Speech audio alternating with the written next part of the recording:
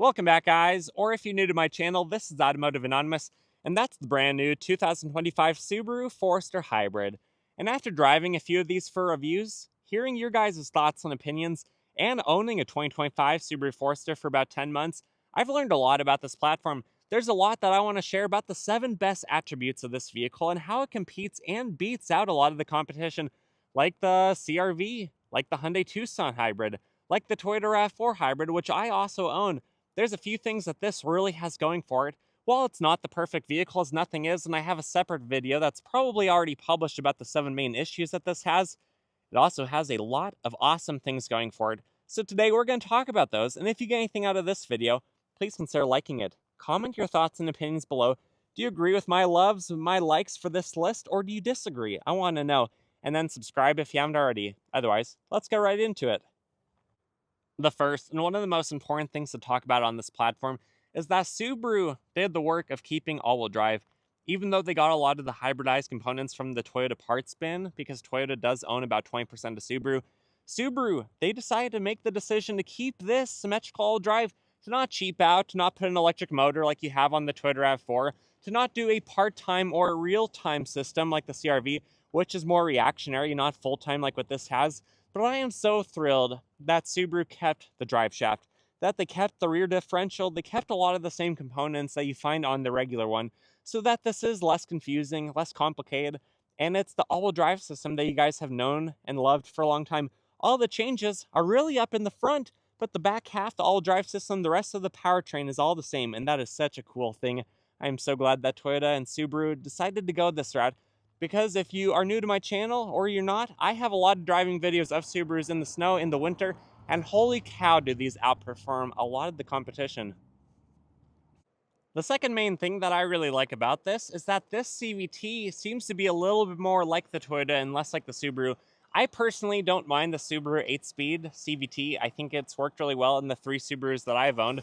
But I know that it's not for everyone. I know that not everyone likes it. And this kind of beefier eCVT 6-speed, it seems like it does a better job not only at regen braking and slowing you down when you are going down a hill and getting more juice for the battery pack, but it just seems to be probably a little bit more reliable unit long term because it doesn't have a chain, it doesn't have pulleys. From what I can find online, this does have planetary gears, and if I'm wrong, please correct me. There's not a ton of information out about this yet, but it does seem to share a decent amount of the Toyota CVT while being a different one custom made for this powertrain application.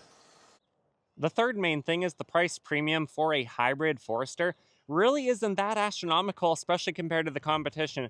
This does most closely relate to the CRV hybrid and the RAV4 hybrid, and if you want to look at a CRV hybrid over base model, it's about a $4,000 price premium, or if you compare the RAV4 hybrid over the base non-hybrid same trim level, it's about a $3,000 price premium. And while this premium, as this specific trim level is, does have a few options more, as standard, that are only optional on the non-hybrid premium, it still doesn't cost $3,000 or $4,000 more if you actually option out those parts anyways, like the power liftgate and the navigation. This is only about a $1,500 price premium compared to $3,000 or $4,000. So Subaru, as they typically seem to be doing in the modern era, they are some of the most competitively priced Japanese compact crossovers and unibody vehicles that you can buy, period. And I really like that about this. This is a fairly loaded premium, and it's only a $37,000 vehicle. It has many of the options that my more expensive RAV4 has, but it costs less and it has a better all-wheel drive system. So these are very competitive, as well as being a top safety pick, but I'm kind of digressing. These are off topic for what this point was supposed to be about. The fourth topic is that this is still an off-road capable hybrid Forester. Unlike a lot of the other compact crossovers, this is still meant to go off-road. It has about 24 degrees of departure angle, about 19 in the front, but still the typical Subaru global all-wheel drive platform with 8.7 inches of ground clearance and a 370 final axle ratio to help put the torque down low, and a big enough gas tank to get you on good adventures. This is about a 2-gallon bigger tank than most other compact crossovers. So it's just nice that this can still go off-road, and there is going to be a wilderness trim level. Although the wilderness probably will not be based off of a hybrid, because you need to have a full-size spare if it's a wilderness. And this takes up the place of the full-size spare, or even a temporary spare, by having a battery pack compared to the regular Forester. but it is cool that this is still a very off-road capable vehicle, and you can easily drive around on gravel, small rocks, take it off-road, and things that you might not necessarily want to do with a lot of other compact crossovers, especially where this has the ability to be modded. You can totally modify vehicles like this, especially like the fake knockoff Wilderness I posted a few months ago, where the dealer lifted it. They did oversized tires, they added a roof rack, they did a lot of cool stuff. Parts like that are already available because people like to modify their Subarus. So anything you do to a regular Subaru, you can do to a hybrid Subaru, and that's pretty cool. The fifth thing that I love about this is because it is a larger displacement 2.5-liter four-cylinder engine, and it has an electric motor that makes 119 horse and 199 pound-feet of torque. You have some pretty good low-end torque, especially from 0 to about 20 miles per hour, and at altitude, like if you're up a mountain pass, or if you live where I live, about 4,000 feet above sea level, where gas engines really starve for oxygen, this does pretty good launching out of its own way. I'm even uphill a little bit. I'm going to do maybe a 0 to 20 right here. And it really gets right up to speed. This is good for launching across intersections, launching across highway roads, anywhere where you need low-end grunt to safely get you out of the way of danger and harm and oncoming traffic. And it does a lot better than like a 1.6-liter Kia or Hyundai hybrid, like in the Tucson that I drove a while ago.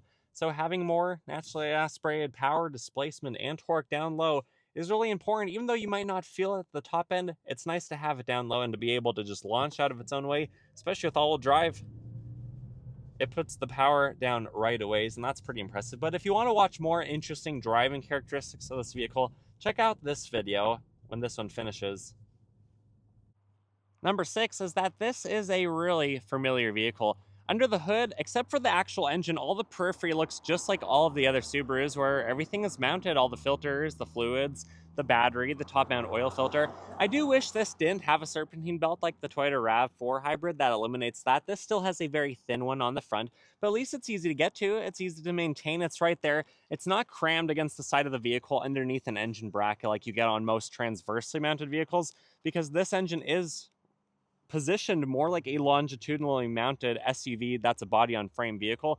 So overall, I do think that the powertrain warranty is still pretty good. I do think that most of the maintenance items on this is still going to be overall pretty easy, because all the battery components on the top portion of the engine where all the accessories are, they really don't seem to take up a whole lot of extra room. Sure, the engine might sit a tiny bit higher in the engine bay, but all the peripheral room around the Subaru Boxer horizontally opposed block still looks really good. You can even see the transmission right there. There's just a ton of room. You could fit like a football in there. There is so much room. And that's pretty cool, because a lot of other hybrids, they look confusing. They look really complex, and the engineering is just kind of sloppy. But on this one, it seems to look pretty decent, and I don't think this would be too hard to do your own maintenance on, just like a lot of other Subarus.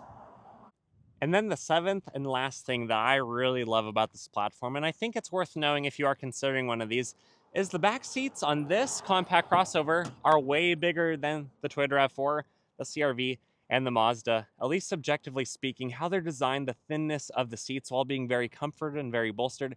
It's just awesome. The doors also open probably about 10 or 15 degrees more than my own RAV4 hybrid. So it's way easier to get child safety seats in here, to get pet kennels in here, to do a lot of functional stuff. It also has the second door latch, which, look at your own vehicle. Chances are, if it's not a Subaru, it doesn't have the second latch down there for safety, where these are a top safety pick. But it's just crazy how much space, how much room there is in this area behind the second row. And then the seats lay nearly flat, so you can fit a lot of stuff back there. But even at 5'11", I have that much room in front of my knees. I have like a whole hand worth. I have a few mat pockets, ventilation, plugins, an armrest.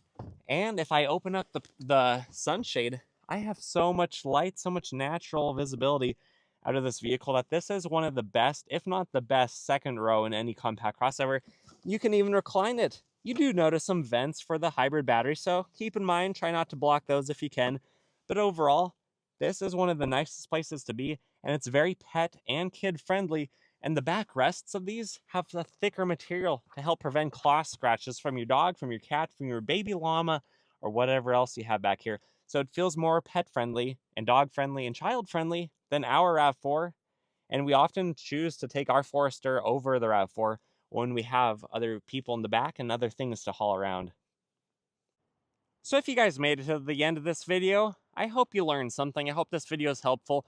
After owning one of these for 10 months, after driving a few of the hybrids, I actually really like this. I think it's a good upgrade over the non-hybrid if you can justify the price premium. Honestly, at driving around town, it's probably going to take 50 or 60,000 miles to break even financially because $1,500 worth of gas goes a long way, and that's the price difference between this and an equally loaded premium that's non-hybrid. So you do have to keep that in mind, but it's fun to drive in EV mode. It's fun to get better MPG. It's fun to have a little bit more in torque, a little bit more in power, and I don't know if these are going to hold value better than the non-hybrid, but it's a fun vehicle. It's a fun experience, and I highly recommend you guys check one out if you are interested in this. But again, also check out the competition. Check out the CR-V, the RAV4, the Tucson, and all the other compact crossovers if you are interested in this class of vehicle. Otherwise, guys, comment below what do you love about the Forester. What do you not like about the Forester? What did I get right? What did I get wrong? Let me know. Let the comments be a very good learning forum for a lot of people wondering more about this platform. And if you got anything out of this video, please consider liking it. Comment those thoughts below. Subscribe if you haven't already. Otherwise, I wish you the absolute best. I hope you take care, and until next time, see ya.